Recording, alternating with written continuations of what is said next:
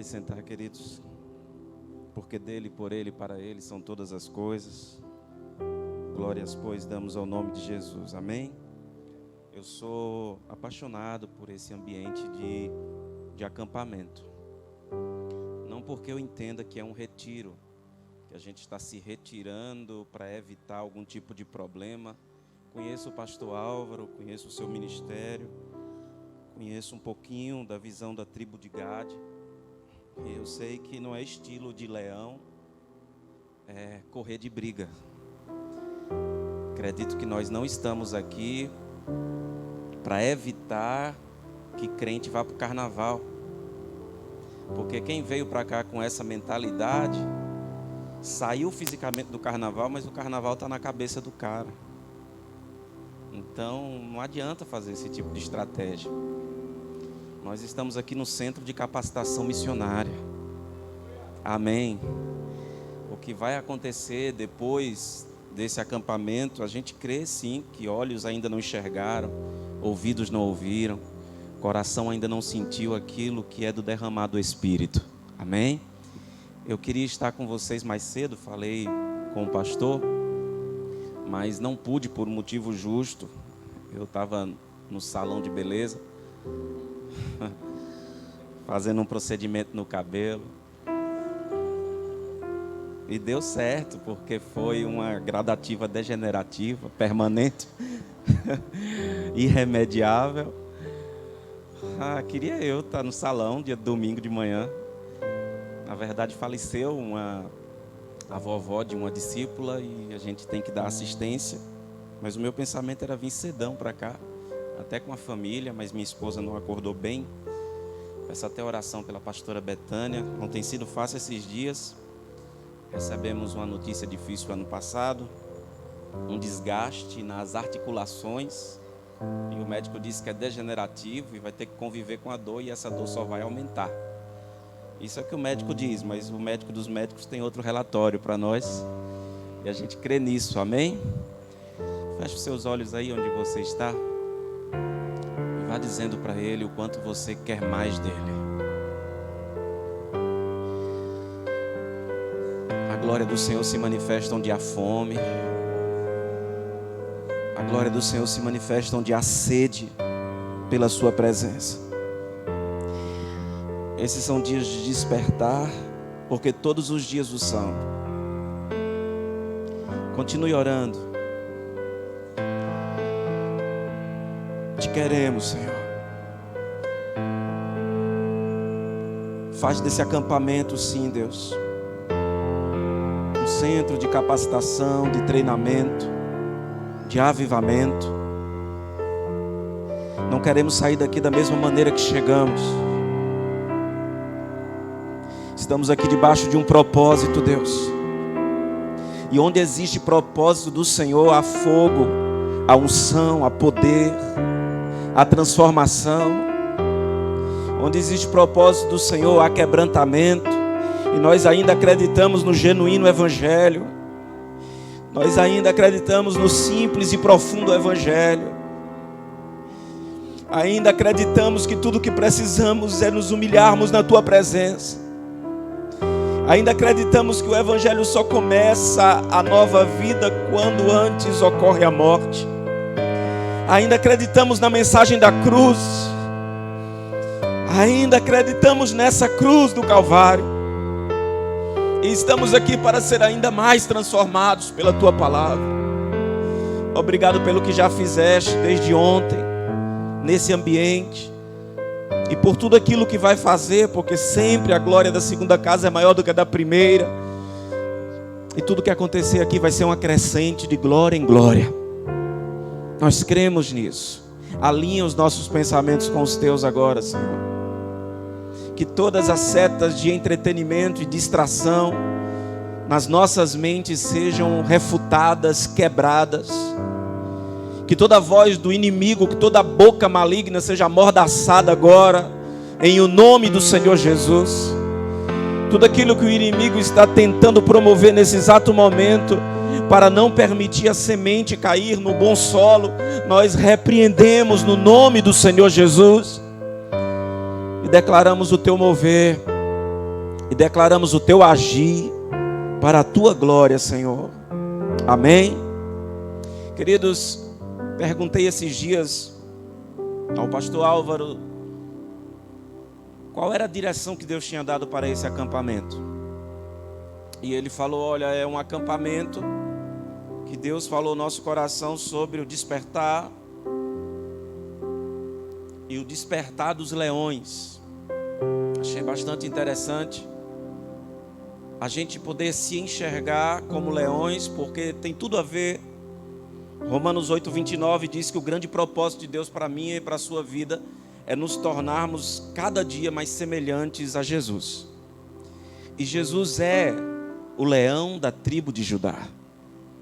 A figura do leão é tratada na Bíblia, assim como a ciência vem confirmar, como essa figura de autoridade, como essa figura de governo, de coragem. E é interessante, eu não sei se você já teve a oportunidade de assistir documentários sobre os leões. E a visão que Deus tem dado à tribo de Gade seria bastante interessante. Reunir a galera e às vezes chamar até algum especialista para falar um pouco mais sobre o comportamento do leão. Se você pega uma alcateia de leões e vai entender a dinastia dos leões, o comportamento do leão alfa, do leão macho, daquela alcateia, que precisa ser o único macho dominante ali, é algo que nos chama bastante atenção. É interessante que a responsabilidade da alimentação é com as fêmeas. E quando eu digo responsabilidade da alimentação, não é o que o leão vai prover e trazer, não. É a fêmea que sai para a caça. E vai ensinar já os filhotes a caçarem. E é interessante que o leão o tempo todo parece ser tão omisso, parece ser tão preguiçoso, porque o pau está quebrando com as fêmeas correndo atrás da manada de búfalos. Búfalo brigando, búfalos lutando pela vida, e outras espécies que fazem parte da cadeia alimentar do leão, ou seja, quase todas. Enquanto isso, o leão está parado, imponente, confusão entre os filhotes, brigando, parecendo que os filhos vão se matar e o leão não faz nada. Não sei se você já viu isso. Aqui está parecendo até uma narrativa do Discovery. E você fica vendo aquilo. Eu disse: esse leão não faz nada. Sabe por quê?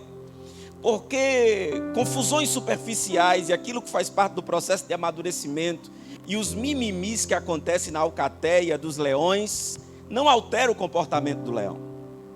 O leão sabe quando e como vai agir. Esse é um tempo de despertamento para um real avivamento, onde você não se esforça naquilo que é desnecessário, onde você não imprime força naquilo que o Senhor não quer você agindo, porque o silêncio de um homem, de uma mulher de Deus, de um leão de Deus, é poderoso para destruir muito barulho de Satanás. Saber como agir, o que falar, quando se mover, é isso que leva você a ser considerado também pelos homens alguém relevante, alguém sábio, não como um menino correndo atrás, como diz a palavra, de todo vento de doutrina, e de sempre que o inimigo se move, você está se movendo junto, e muitas vezes só passa a orar quando há barulho e quando há ameaça. Só se move diante de algum tipo de situação que estremece a você. Mas preste atenção, esses são os dias de você só se mexer quando o reino for estremecido, não quando as suas circunstâncias forem estremecidas. E o que é o reino ser estremecido? É você se mover no mover do Espírito. É o seu coração ser alinhado com o coração de Deus, e você passar a se importar com as coisas que importam para Deus. E eu estava ali sentado e lembrando de um documentário que eu assisti, em que um filhote de leão na sua adolescência, e a adolescência para o leão não vai ser nos 13, 14 anos, mas um leão com 2 anos, com 3 anos de idade, ele já está ali com os seus hormônios à flor dos pelos, e ele já está tentando dar bote nas fêmeas da própria alcateia. E aí o leão macho está parado, mas algo inadmissível é que outro leão tem essa função sexual dentro da alcateia. Meu amigo, ele está lá brincando, fazendo que não quer nada, e dá um cheirinho no cangote, mas daqui a pouco, quando ele ameaça, o leão só levanta o pescoço. Quando o leão levanta o pescoço, as aves do céu se assustam. Os répteis saem correndo, ou seja, lascou. Se fosse uma alcateia nordestina, a palavra seria essa. Lascou. Ele só precisou levantar. O filhote, quando ele levanta a cabeça, aquele filhote que está todo empolgado, dá a linha na pipa. Ele corre, ele não espera o tempo ficar ruim. Ele já sabe que ficou ruim, porque o leão se mexeu. Se você entender o que Deus está falando ao seu coração agora e o que Ele quer fazer através da sua vida. Quem sabe você anda muito agitado com tantas coisas, e as coisas desse mundo movem você demais. E o Senhor quer estabelecer um tempo de descanso, porque é no descanso que virá o movimento correto. É no descanso na tua alma que virá os movimentos cirúrgicos e precisos para a guerra. Tem muita coisa que você está tentando resolver, que na verdade não é uma missão tua. Se envolvendo naquilo que não é para você se envolver e se distraindo com muitas coisas. Então aprenda algo. No reino do Espírito, para aprender a lutar, o descanso antecede a guerra. O discernimento correto para agir. Esses dias eu li um livro e é muito pautado nesse livro que Deus dirigiu os meus pensamentos para ministrar para vocês. Recomendo esse livro. Descontentamento Santo. Alguém já leu? Já? Glória a Deus. Uma pessoa ali. Descontentamento Santo de Bill Hybels. O que é que fala o descontentamento santo? Bom, a gente sabe que na palavra de Deus fala muito de contentamento. E isso é tremendamente bíblico. Um dos textos mais clássicos de contentamento a gente tem em Filipenses, capítulo 4. A palavra de Deus nos ensina que nós precisamos aprender a suportar todas as coisas. Em Filipenses, em Efésios, você vê o apóstolo mesmo em cadeias, o apóstolo Paulo ensinando: aprendi na escassez, aprendi na abundância. E ele vai dizer: hoje eu posso, quem lembra? Todas as coisas, porque o meu Senhor me fortalece. Aprendi a viver no contentamento, porque é a presença de Deus que me satisfaz. Você pode dizer amém? O que é que a teologia da prosperidade faz com o texto? Inverte a semântica.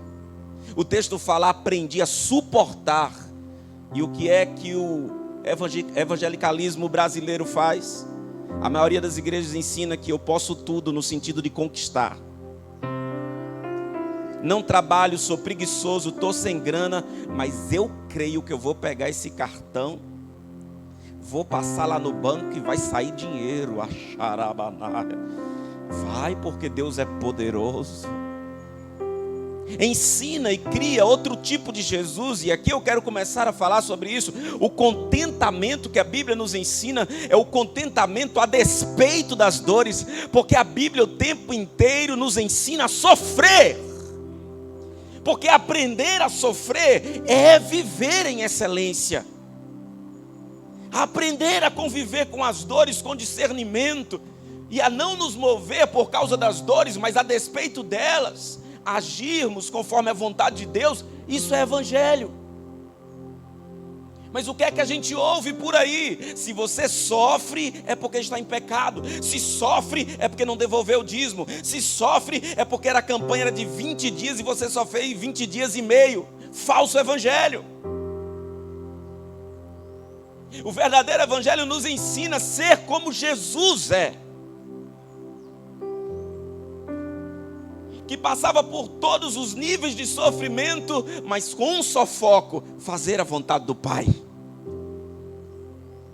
O evangelho não é indolor. O evangelho não imuniza você dos problemas. O pragmatismo de hoje vai dizer que o que importa é dar certo. E o Evangelho diz, o que importa é agir certo. Alguém está comigo? Não é uma metodologia para que as coisas dê certo na sua vida, mas é mesmo que todo mundo diga: a sua casa caiu, a empresa chegou a falir, houve morte na família, houve uma tragédia, foi traído. A despeito de tudo isso, o que vai importar são os olhos do Senhor para você, e se o seu Pai está tendo prazer na sua vida. Isso é Evangelho. Isso é Evangelho. Então, esse é o tipo de contentamento que eu tenho que ter. O prazer da Shekinah do Senhor na minha vida, o prazer da presença do Senhor na sua vida. Mas o que é o descontentamento santo? O descontentamento santo é aquilo que acontece com as nossas vidas, que faz a chave virar. Quem já viu uma mãe que perdeu um filho para a violência, e depois que ela perde um filho, ao invés de sucumbir na depressão, ela só encontra força na militância contra a violência. Agora ela veste camisa, bota a foto do filho no peito e vai para a guerra fazer caminhada. Vai para a guerra cobrar dos políticos, das autoridades, das instituições, dos agentes do Estado e do governo. E agora despertou uma leoa naquela mulher. E quantos testemunhos vocês já viram de pessoas que disseram: eu não sabia quem eu era e do que eu era capaz, até acontecer isso na minha vida. É disso que eu estou falando. Quem aqui acompanha esporte sabe quantos atletas se superaram de uma maneira extraordinária e até trazendo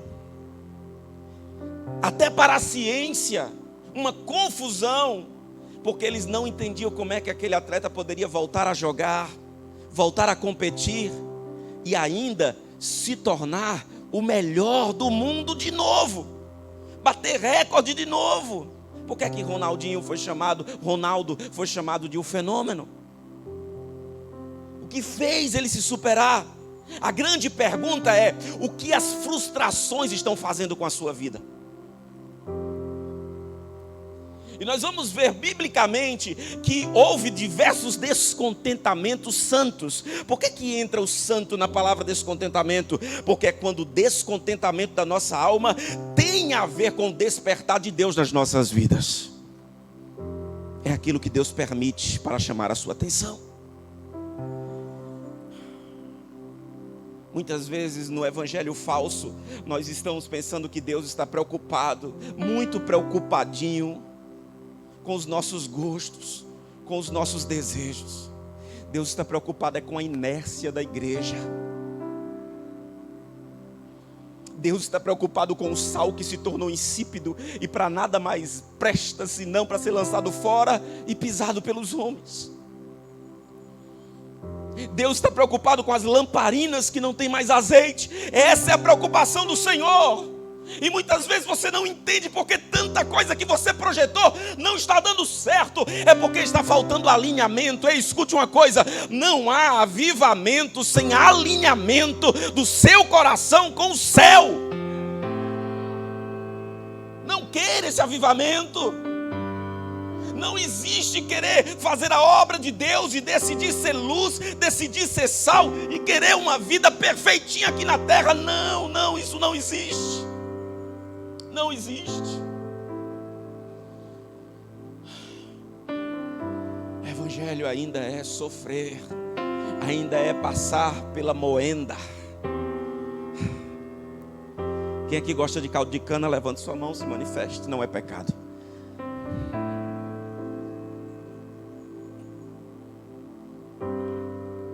Não sei se você já teve a experiência que eu tive. Gosto muito de caldo de cana. Certa vez pedi um caldo de cana e na primeira passagem da cana ele já parou a máquina, porque já dava suficiente para me vender. E eu disse: por gentileza, passe mais algumas vezes. Ele disse: não, aqui já dá para o senhor. Eu digo: eu quero beber do final. Quem estava vendendo disse assim: o senhor é meio viciado em caldo de cana, né? Eu digo: mais ou menos. É quando a cana já está totalmente arrebentada e parece que não presta mais para nada, é que sai o melhor. Você está entendendo? Quando todos olharem para você e às vezes até você mesmo olhar para si e dizer: estou acabado. Ei, esse talvez seja o melhor momento da sua vida e da sua história.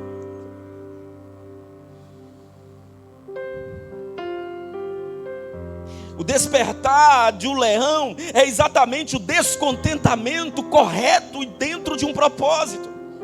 Abre, por favor, em Êxodo capítulo 2. Quem está sem Bíblia, seja perdoado agora em nome de Jesus. Acesse a sua Bíblia no seu celular, abra a sua Bíblia.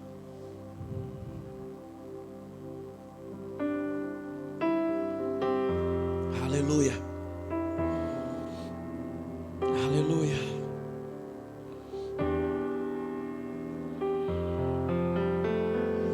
Olha para cá, texto muito conhecido e por muitas vezes eu pensei que o momento,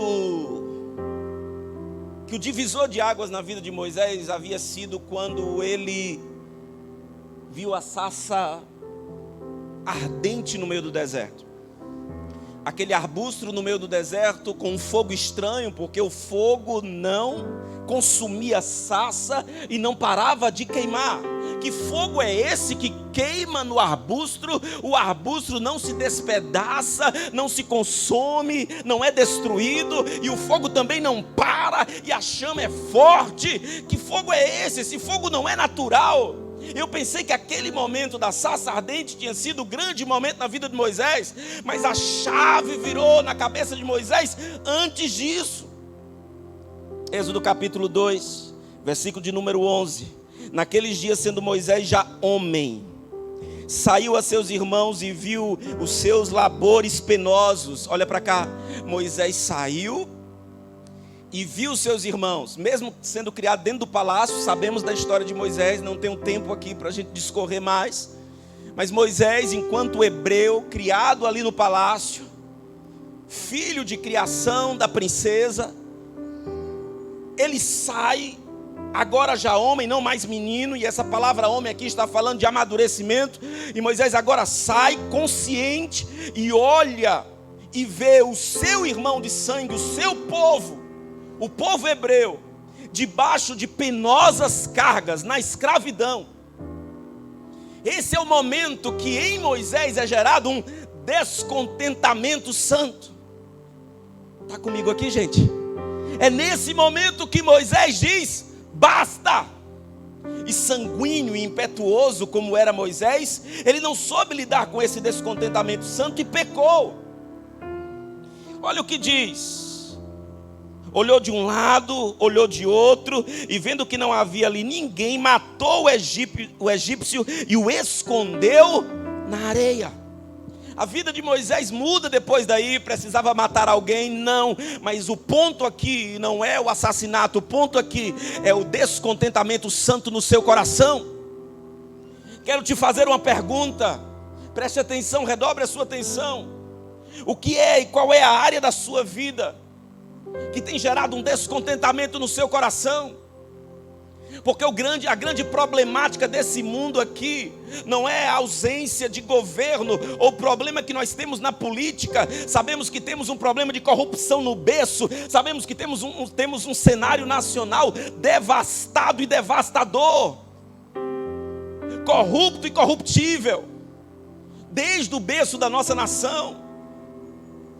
E onde há engano, onde há mentira, há violência, porque há opressão, há injustiça, e gera indignação, e fecham as portas para as oportunidades. E é por isso que nós temos cerca de 165 homicídios no Brasil por dia. É por isso que nós temos cerca de 15 mulheres sendo assassinadas todos os dias. A cada 2 horas, uma morte de uma mulher. Na maioria, pelas mãos do seu próprio marido, companheiro. Ei, o que não falta na nossa nação são motivos de gerar um descontentamento santo no nosso coração. Vivemos num país injusto, opressor. Vivemos num país que todas as leis estão maquiando um sistema ainda de escravidão na nação, ou não? O trabalho escravo continua aqui, e não é velado, é escancarado. Tenho experiência com o meu filho, vai fazer 18 anos, e a crise que os adolescentes entram nessa fase, mesmo sendo comprometido com os estudos, glória a Deus, eu tenho um menino que está focado em estudar. Terminando o ano agora, passou em 3 universidades, mas o pensamento dele: pai, não posso escolher esse curso, não tive nota ainda para alcançar o que eu quero. Ele está sonhando com medicina, não tive nota para isso, mas eu passei nessa engenharia, passei nessa daqui, passei nisso aqui. Sabe qual é o problema, pai? É que eu fui pesquisar o salário médio dessas profissões que eu vou passar 6 anos, 7 anos dentro da universidade. E eu fui pesquisar, pai. E pai, a pessoa estudar tanto e tanto e ralar tanto, para depois ficar quebrando cabeça atrás de um emprego. Eu estou falando da crise que os nossos jovens passam. Aí você pode dizer: está querendo trabalhar só por dinheiro. Esse discurso é muito romântico. Discurso do governador da Bahia, dizendo que nós, professores, deveríamos trabalhar por amor. Por que ele não vive por amor, miserável?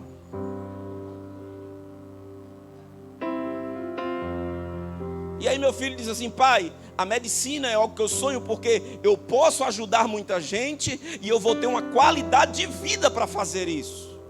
Um pensamento lógico, e não só medicina, mas outros poucos cursos. Mas por que os nossos jovens têm que passar por crises como essa?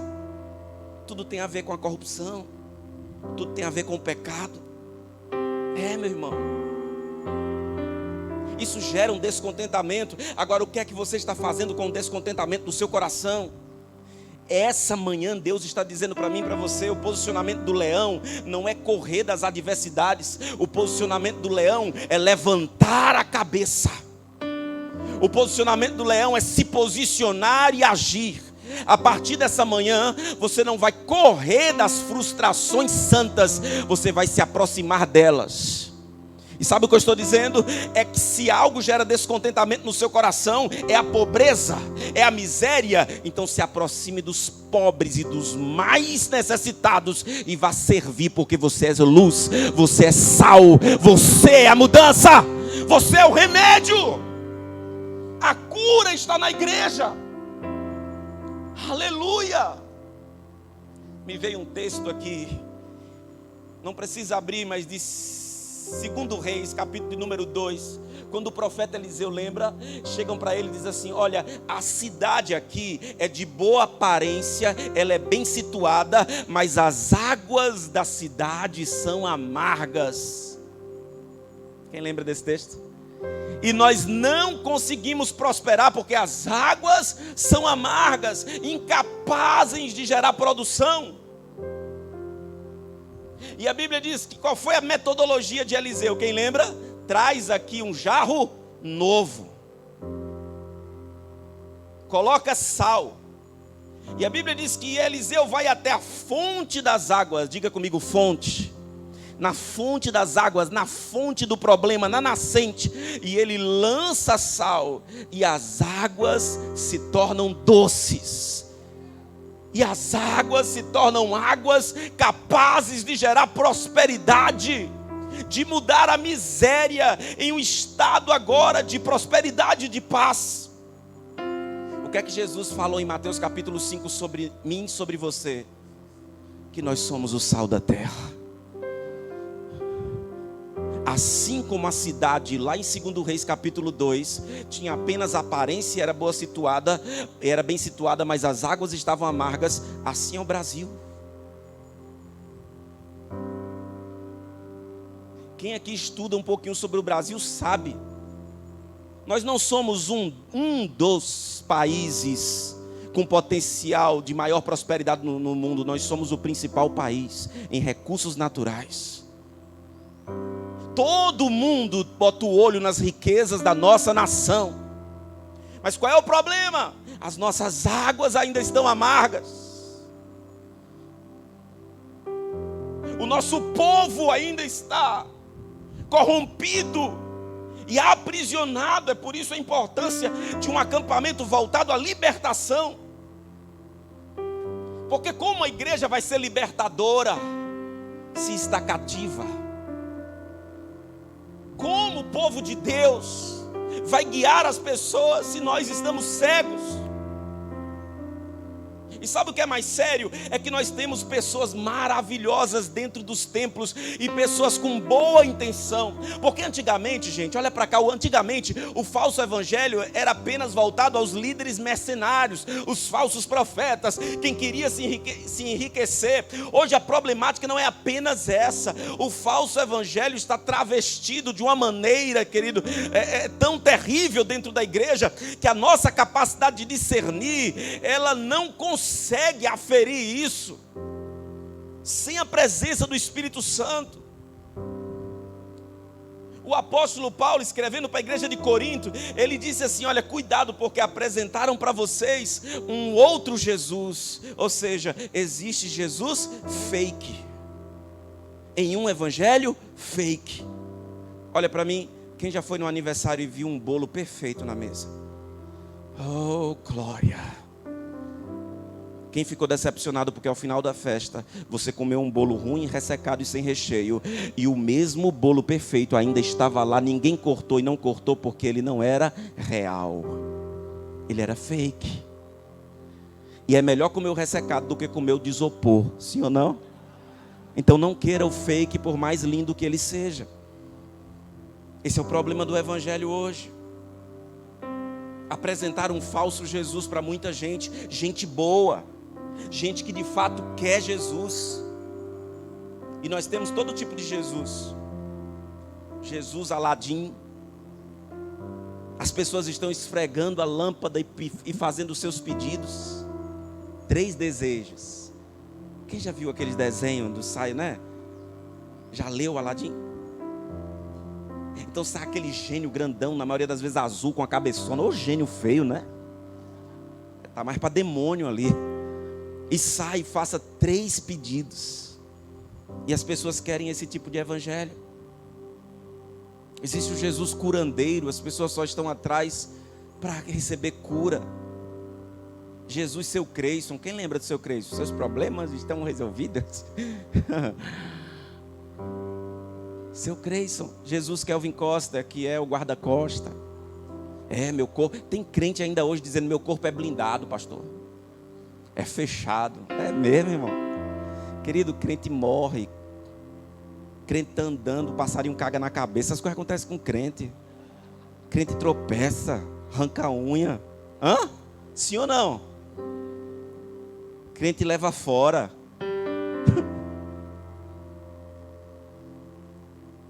Tem 15 dias que um jovem me disse: pastor, eu orei tanto, Deus confirmou no meu coração, mas não falou nada ao coração da irmã.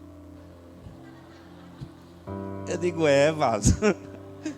Agora é esperar, né? Deus não é Deus de confusão. Aí a gente vê crente dentro da igreja onde? Na sofrência. Adora aqui, vai para casa ouvir Pablo. Você pensa que não tem, não? Tem, querido. Ainda acha que ajuda no processo de quebrantamento. É uma desgraça um negócio desse, minha gente. É o evangelho de hoje. É o evangelho de hoje. Uma vez eu lutei para não jogar pedra num carro de som de tanta ira. Aquelas igrejas que ficam fazendo culto de libertação, passa um carro de som e a música de fundo é de Sexta-feira 13, irmão, de filme de terror, que de suspense. Essa noite, e o fundo musical assustando todo mundo. Você que tem um encosto. A dona de casa deixa até a panela pegar fogo, porque o medo, a pressão. E sabe o que acontece? As igrejas enchem. Porque a pessoa, naquele momento, ainda que não esteja endemoniada, fica. E ela pensa: não, o demônio está em mim, eu senti. Não, você sentiu, foi medo do anúncio de um culto. É o falso evangelho de hoje. Então nós estamos às vezes ficando e nos movendo por muitas coisas, mas e o descontentamento do Senhor tem acontecido na sua vida? As coisas estão corrompidas, mas a palavra de Deus diz, salvo engano, em Romanos capítulo 8, do 19 até o 21, que a criação aguarda com expectativa a manifestação dos filhos de Deus para transformação. Essa é a resposta que está em nós. Agora, sabe qual é a questão? Se você quer o despertar do leão na sua vida, você precisa pensar qual foi a última vez que de fato você ficou descontente com a injustiça. É interessante, os crentes de hoje ficam descontentes com coisas que Deus não se importa. Você quer ver uma coisa? Cheguei na igreja e o ministério infantil não funcionou, absurdo, vou para casa, igreja desorganizada. Vou procurar agora uma igreja diferente. Sabe qual é a igreja diferente? É a igreja que vai te dar comodidade, que vai te dar conforto. As igrejas hoje estão preocupadas em estrutura. E muitos pastores estão confundindo as coisas. Porque o que falta hoje é mais joelho no chão, é mais jejum, é mais oração, é mais quebrantamento. Não, mas eu vou fazer um curso de coach ministerial, porque o que a minha igreja precisa é estar na mídia. Que evangelho é esse? Que para ir para o culto tem que bombar no Instagram. Se o banner não bombar, eu não vou. Se não for bem comentado, se a publicidade, a midiática não trabalhar bem, eu não vou. Isso não é evangelho de Cristo.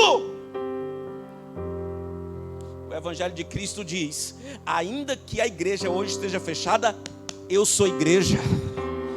O culto é aqui dentro. Aleluia! Nunca esqueci uma senhora que me ensinou muito. Ela disse assim: o pastor daqui foi embora na região da Serra da Canabrava, perto do Auá, alguém conhece? E eu fui para lá realizar um projeto muito tempo atrás. E preguei em alguns lugares e conheci essa senhora. Ela disse: meu filho nunca mais tinha tido um culto aqui. Glória a Deus por esse culto. Olha, a igrejinha está ali abandonada. O pastor faz tempo que foi embora e os irmãos também se espalharam. Agora, pode dizer que eu sou meio fanática, mas em minha casa não dá para cultuar porque meu marido não é crente, não entende o mistério. Eita glória. Sabe o que ela disse que fazia, pastor? Ela disse que ia para a porta da igreja abandonada, um lugar inóspito, agora tomado pela mata. E ela chegava lá, abria sua Bíblia, abria ali na harpa, cantava, adorava, ministrava a palavra para ela mesma, chorava e orava na presença do Senhor. E encontrava as irmãs, e as irmãs diziam: que pena, né, que a igreja acabou. Ela disse: acabou para vocês. Eu estou indo nos mesmos dias. Adoro em casa e adoro no templo. Só não tenho a chave. Mas eu tenho acesso. Aleluia. Esse é o despertar de uma igreja que não se conforma, e nós precisamos permitir esse descontentamento santo no nosso coração, contra as heresias, contra os falsos evangelhos. Eu não estou aqui incentivando você agora a fazer militância contra falso profeta, sair falando de A, de B, de C, de denominação. Chega de briguinha na internet, chega de briguinha no Instagram, chega de briguinha entre os tops que estão por aí. Vamos descer. Sabe o que Spurgeon disse? Spurgeon disse: não precisa defender um leão, basta soltá-lo. Solte o leão. O que o evangelho precisa não é de alguém para apontar o defeito, é de alguém que seja a solução. É de alguém que, ao encontrar um decepcionado com a igreja, diz: ei, não olha para o fake não, olha para o verdadeiro. E com muita humildade você saber que Jesus habita em você.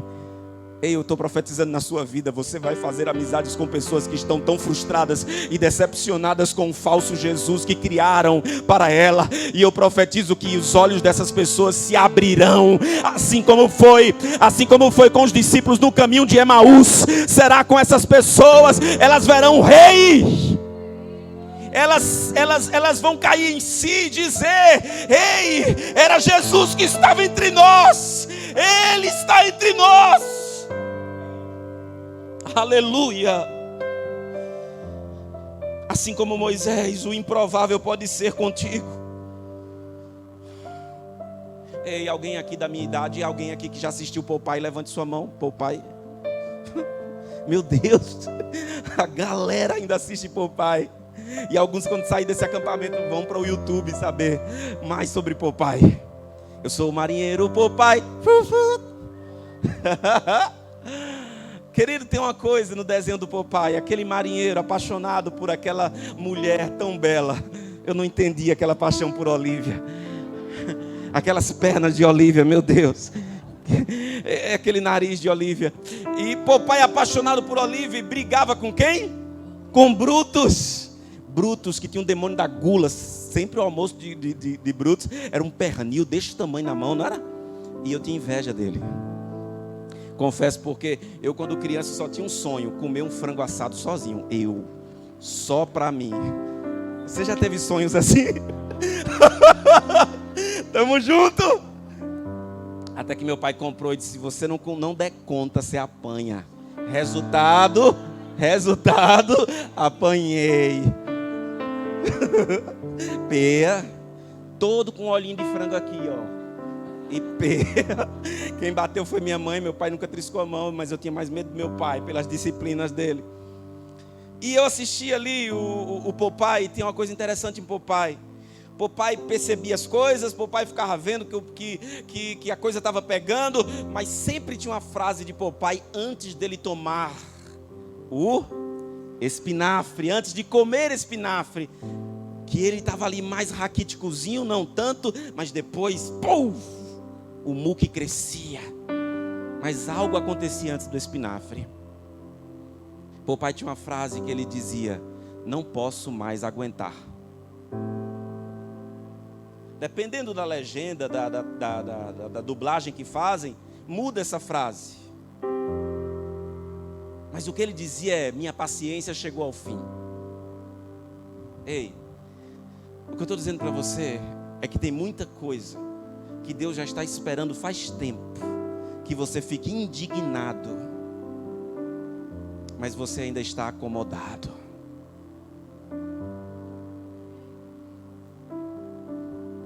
Evangelho não é o conforto do templo e nem da comunhão.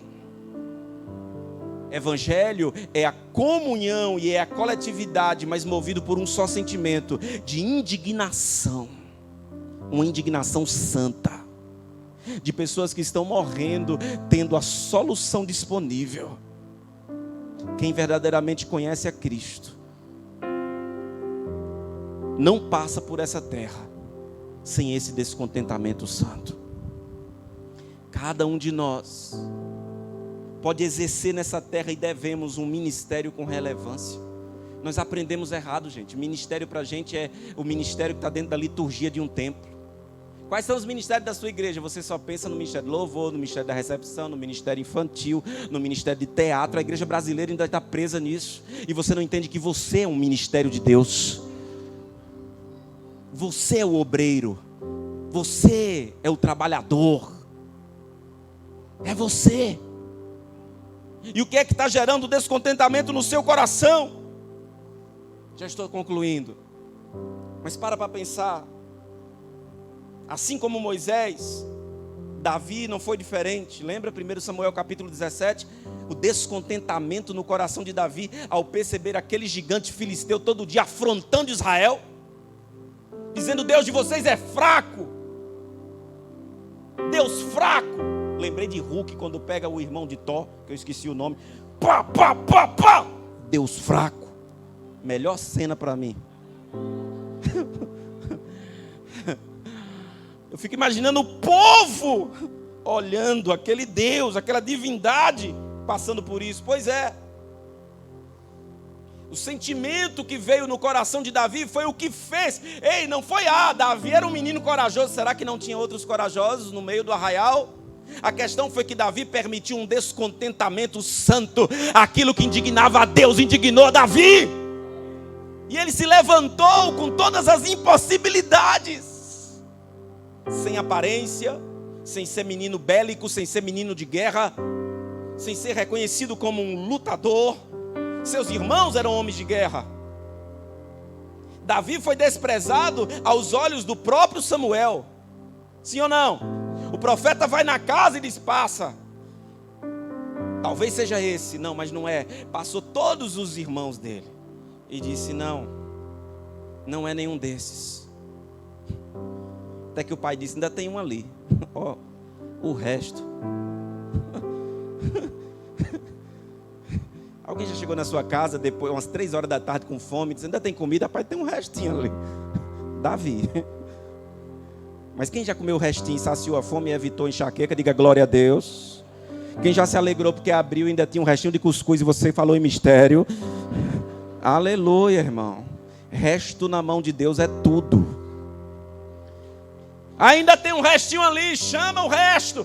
E a Bíblia diz que o profeta disse assim. Eu fico imaginando a cena, todo mundo dizendo: não tem condição não, esse profeta aí hoje bebeu, esse profeta hoje aí está ouvindo vozes estranhas. E todo mundo já sentando. Mas quando foram colocar o traseiro no assento, o profeta diz: ninguém senta antes do menino entrar. O profeta já sabia que quem estava vindo era o rei. Aleluia. E por que tudo isso? Porque no coração de Davi havia espaço para ficar descontente com aquilo que estava acomodando o Espírito de Deus. Eu quero te convidar essa manhã a você dizer: Senhor, chega de contentamento, chega de acomodação, chega de inércia. Chega de ver o mal e dizer: misericórdia. Esse é o discurso de crente contemporâneo. Meu Deus, Maranata, olha, ora vem, Senhor Jesus. O Senhor está voltando. Esses discursos não mudam nada. O que nós estamos fazendo de fato? O que os leões estão fazendo? Como estão se posicionando? Entre a década de 50 e 60, um homem não aguentou mais ver tanta segregação racial, ver tanta opressão para com os negros. Seu nome, Martin Luther King Jr. Ele cansou de ver placas dizendo só para brancos. Ele cansou de ver negros entrando, sentando logo cedo no assento dos ônibus, mas os brancos chegando atrasado e os negros tendo que levantar para ir para o fundão ou então sair do ônibus. Aquilo gerou indignação no coração dele.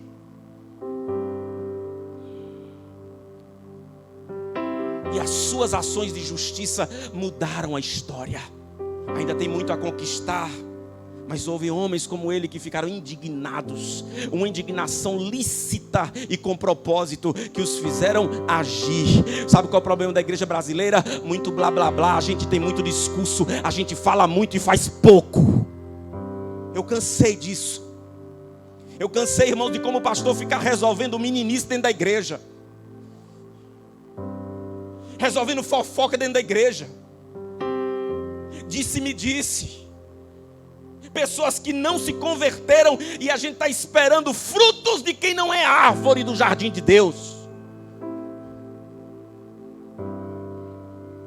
Em 2019 nunca houve tanto suicídio de pastores e de líderes. Exaustos, decepcionados, cansados e se culpando, dizendo: eu não fui capaz. O problema não eram eles.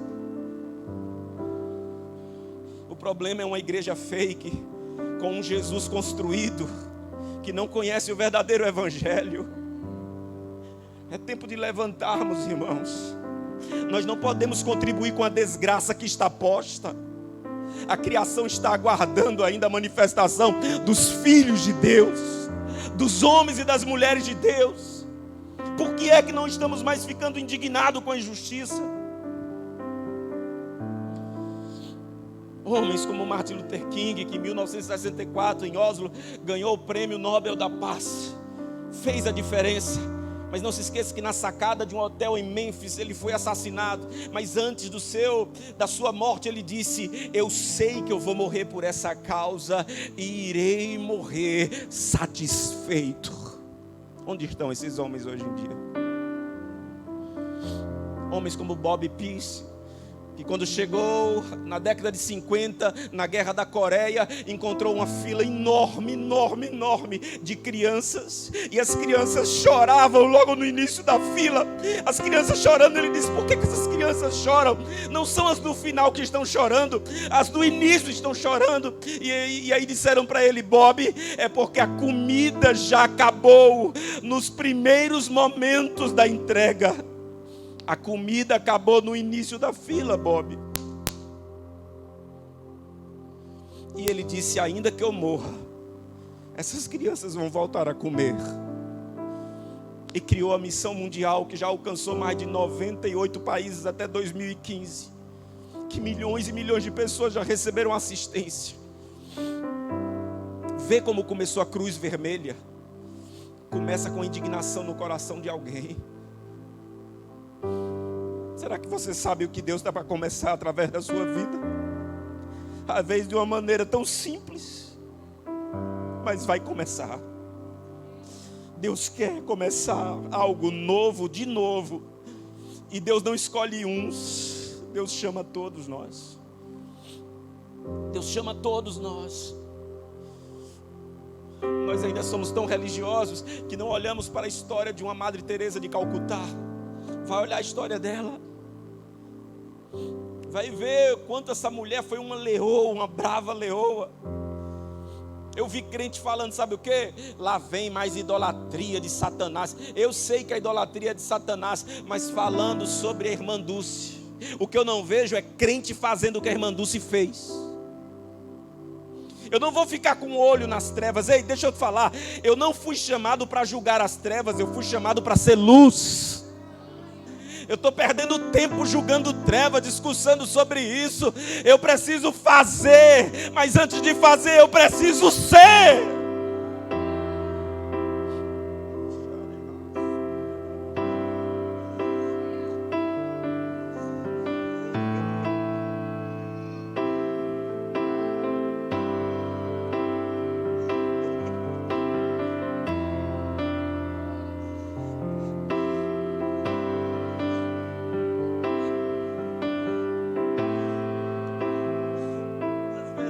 Parece que nós entendemos um evangelho que o Jesus morreu na cruz para me levar para o céu. Eu agora sou salvo, vou para o céu. Deixa eu te fazer uma pergunta. Se Jesus morreu para te levar para o céu, por que é que quando você se converteu, você não morreu logo? Alguém me responde, por favor? Porque se a lógica é essa, se converteu verdadeiramente, infarto fulminante, morre ali mesmo na igreja, na célula, na rua onde você ouviu o evangelho, morre, para não correr o risco de desviar. Se a lógica foi para o céu, Efésios 2, versículo 10 diz: eu e você fomos criados para as boas obras. Só existe um motivo de ainda estarmos aqui nessa terra: fazer a obra de Deus. Não é falar que pertence, é ser. Não é frequentar uma igreja, é se tornar igreja. Não é se mover para um lugar, é ser o lugar de acesso, onde as pessoas verão a glória de Deus. Ei, você não é o caminho é Jesus, mas você é a placa que indica o caminho. Em você precisa ter um sinal dizendo: segue aqui, é aqui. Sua vida tem que dar certeza. Quem aqui viajando, dirigindo, já se perdeu? Levante a mão junto comigo. Dá uma raiva da molesta. E quando você não passa por posto de gasolina e você já está quase na reserva, e você não conhece aquela pista, cara, e tu fica, meu Deus do céu, os meninos atrás com fome, porque menino é um negócio que a gente não entende. Menino só sente fome na hora errada. Uma vez eu errei a estrada e os meninos começaram: painho, que hora é o almoço? Pior pergunta de menino na estrada: vamos chegar a que hora? Tá chegando? Você não sabe nem para onde você está indo, você está perdido. Aí a gente, porque é macho, dá aquela disfarçada. E crente faz bem assim: Deus está no controle. Já pensou? A gente perde o controle e diz que Deus está no controle da nossa vida. Eu acho interessante esses discursos de crente, cara. Deus está no controle, varão. E Deus está dizendo: ô meu filho, tu está perdido faz tempo. Pai, estou com fome. Você tem que começar a brincar com as crianças. Aí quando você vê, coisa maravilhosa é quando você acha que está perdido também e encontra uma placa falando sobre o seu destino, está a tantos quilômetros, eles estão no caminho certo. Ai, que alívio. Ei, você precisa ser o alívio para a vida das pessoas.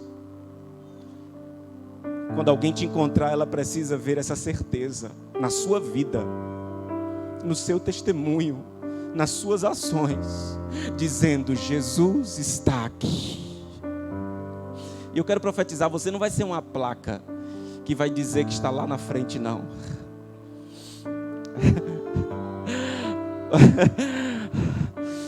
Sabe a vozinha do GPS quando diz assim: o seu destino está à direita. Chegou. Assim será a sua vida para muita gente que andava perdido. Isso é evangelho. Meu horário já chegou. Eu preguei 2 parágrafos de algumas anotações, mas não vou adiante. Vou terminar. Acredito que o Espírito já comunicou a essência dessa palavra: descontentamento santo. Se você anda muito contente com as coisas, talvez ainda não houve uma conversão no seu coração.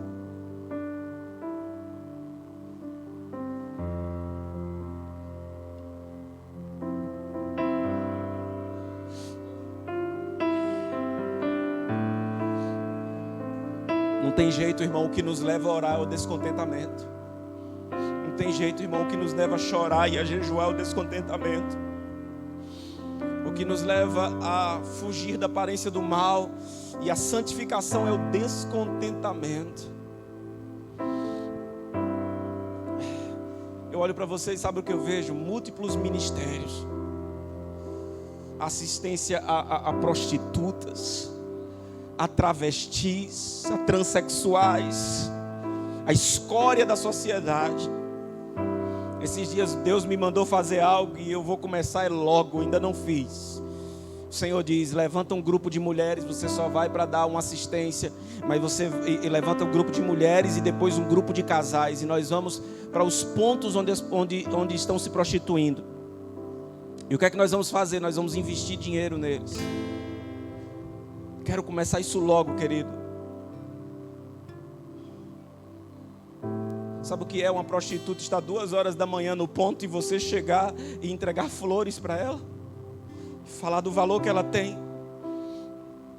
E dizer para ela: por favor, quanto é o seu programa?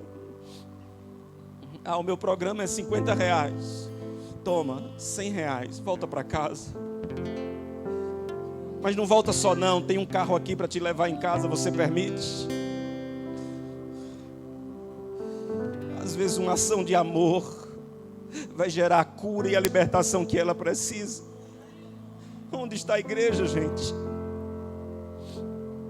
Onde nós estamos? Às vezes estamos no conforto dos nossos templos. E minha palavra aqui não é contra templo, vocês estão entendendo isso? É a prioridade. É a prioridade.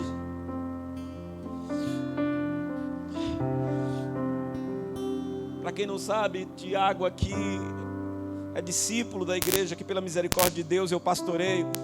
E ele sabe, já tem um tempo a gente construindo um templo, gente. E é uma luta a construção desse templo, porque eu já disse ao Senhor: meu coração não está ali no tijolo, nada. A gente constrói, mas eu disse: meu Deus, não é essa construção que o Senhor mais deseja de nós. Sei que eu construí na direção do Senhor. Sei que o Senhor quer aquele templo, mas Ele não quer a gente apegado a Ele. E é tão difícil isso, gente. Tão difícil. Esses dias pessoas da nossa igreja saíram da igreja. Pastor Álvaro, cadê você? Esses dias teve gente saindo da igreja e outra pessoa falando que ia sair. Porque eu disse assim: pastor, tem coisa na nossa igreja que eu estou esperando organizar faz um tempo e não organizou, eu estou orando para ir para outra igreja. Eu disse: só me diz o que é, porque eu fiquei pensando, se é ausência de palavra de Deus, se é ausência de oração, se é desorganização no sentido de propósito do Senhor, eu preciso mudar. Mas não, o discurso da pessoa era sobre estrutura. Nós ainda não temos as salas que deveríamos ter. Nós ainda não temos a refrigeração que deveríamos ter. A igreja ainda não está forrada como deveria estar. A igreja não tem fachada. O Senhor veio botar uma placa agora porque as pessoas não entendem isso. A nossa igreja passou não sei quanto tempo sem nem nome.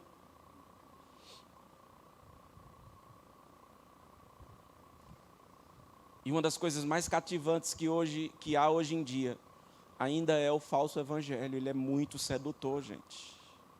Já tem igreja treinando para quando você chega no estacionamento, já há um manobrista dizendo: a graça e paz, meu nobre irmão, por gentileza, posso conduzir seu carro à vaga? Já há uma equipe do Ministério Infantil para pegar as suas crianças que não entram mais no templo com você, a quem pegue lá no estacionamento e já conduza. É quase que alguém te pegar no colo e deixa eu te colocar na cadeira. Só falta alguém ficar do lado: deixa que eu dou glória por você, para que a sua garganta não seja consumida, conforto e comodismo. Eu quero saber onde estão as pessoas que estão dispostas a morrer por alguém, a sofrer por uma causa. Igreja não é conforto. Para terminar, para ser um leão, é necessário aprender a viver na solitude. Não é na solidão, é na solitude. Porque todo leão macho um dia teve que sair de perto de mãe, de pai e dos irmãos, porque foi expulso pelo próprio pai e saiu vagando no meio da selva, até então construir a sua própria alcateia e o seu território. E com a gente não é diferente não. Deus ainda está tentando expulsar crente do seu comodismo faz tempo, mas nós estamos grudados naquilo que nos faz bem. Para terminar, Deuteronômio capítulo 32, o último cântico de Moisés antes de morrer, ele diz: assim como a águia mãe desperta os seus filhotes, assim Deus sacudiu a nação de Israel. E você sabe como a águia mãe desperta os filhotes. Ela cuida, ela zela, ela bota no mais alto penhasco o ninho para que os predadores não alcancem. Dificilmente um predador vai conseguir pegar um ninho de águia. Ele não tem acesso àquele penhasco tão alto. E aí a águia mãe vai ficando de pé, por gentileza. E aí a águia mãe alimenta o filhote na boquinha, vai alimentando, e o filhotinho está ali pensando: a mamãe é tão boa, ô mamãe maravilhosa. Mas chega um momento que aquela águia pega aquele filhote, voa para cima de onde estava o ninho, que já era muito alto. E aí os biólogos chamam de o voo da maturidade. Chega lá em cima, solta. E quando solta em uma direção da corrente do vento, ela pega outra direção contrária, para deixar claro a ideia de abandono. E aquele filhote fica o quê? Desesperado. Nunca voou. Estava no ninho, igual os crentes Nutella de hoje. Danoninho, Nutella. Agora a águia solta e sai. Alguns que não conseguem voar quando estão prestes a se arrebentar em uma rocha, em um penhasco ou no chão, de repente, quase que do nada, a águia aparece de novo. Ela não estava à vista, mas ela estava perto. E ela dá o voo rasante, muitas vezes por baixo, toma o filhote, leva novamente para o ninho, alimenta, e no outro dia, mesmo sem ter relógio, aproximadamente no mesmo horário, ela voa novamente e lança de novo, e de novo, e de novo, até aquela águia aprender a voar. Quem aqui já teve uma impressão que estava abandonado e sozinho? Quem aqui parece que já orou dizendo: Deus me abandonou? Não, nem Deus está comigo. Ele estava perto. Ele é o Deus do invisível.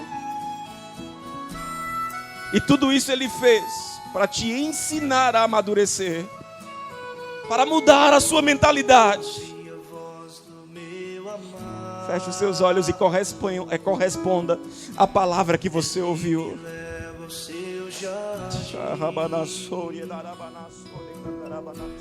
Com sua voz